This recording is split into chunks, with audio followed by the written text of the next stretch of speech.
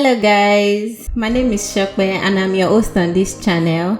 If you are new here, please kindly subscribe to our channel so you can view our cake tips and every other thing related to food.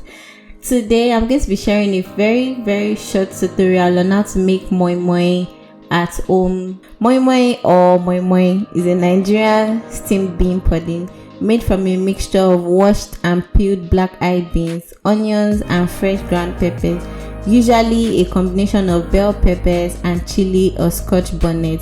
You could add onions as well because I always add onions in mine. In Ghana and Sierra Leone, it's commonly called alele or olele. Usually, moi moi is made with leaves or a nylon or a tin. However, in this tutorial, I'll be teaching you how to bake it in an oven using a cupcake baking tray. This procedure is very fast and the whole process is not up to 45 minutes. So let's get to it. It's such a heartbeat, pounding in your chest. The first thing to do is to wash your beans. Wash it till it's completely clean, white, and there's no any form of brown, the skin brown, this thing in it. You can see I've completely washed it. It is white and there is no skin in this. Wash it very clean. And this is me slicing my already boiled eggs,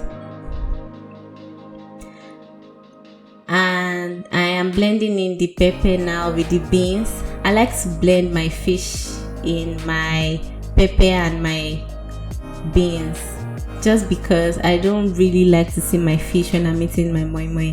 So you could blend in your fish, and it also gives it an additional traditional taste. So you blend it till it's very smooth. Make sure you're not adding in too much of water and make sure it's not too thick. You blend it in till it's very smooth. And I also added a little bit of crayfish to my already blended pepper and fish and beans to also give it an additional taste.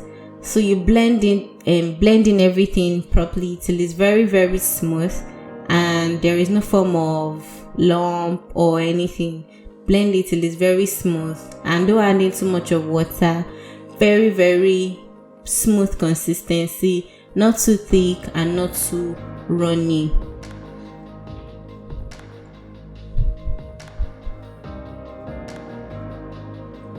So I added in a little bit of more pepper just because I wasn't feeling the spicy taste. Make sure you don't add in too much of pepper. This particular pepper is very spicy, so just add in very little to this and blend it in very well till it's very smooth. You don't need to add in any extra water because you already have the consistency that you are looking for. This particular blender didn't blend so smooth at first, so I had to keep blending till I got the smooth consistency. So I'm going to add in vegetable oil now to the already blended mixture. I also added a little bit of palm oil off camera to it. I like to have a mixture of both worlds.